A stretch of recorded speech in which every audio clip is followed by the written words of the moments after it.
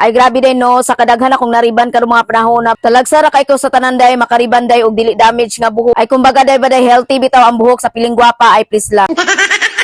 O kani din client nako karon day no kay taga Cagayan de Oro day ni Sima. O anyway, mo na day na iyang before ug after siyang buhok din no pag human ako riban. Og medyo dugay-dugay jud po ko na human og riban ani siyang buhok. Kay lagi pag ako gali ang magriban sa buhok sa kong client day no kay dili lang riban ang buhaton nako silahang buhok. Napa koy daghang ipahid-pahid silang buhok day no day kay para shiny ug bagsak pagkahuman ba. Og dili sa nako dali-dalion og riban. Muna ko magpariban gali mo sa piling gwapa day no andam jud mo mulingko day no sa dugay nga oras ba. Ay dada basta lagi day no day manginit lagi nang lubot niyang giling ko diha ba please lang.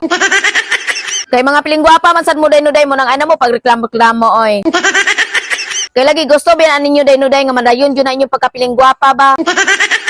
Anyway day nakanindot aning buhok sa akong client kay wala jud niya among-amungi iyang buhok day ba og pa-color. Muna ang result sa iyang buhok day no grabe jud kanindot og grabe kasina. Og mura day to no bay mo oy.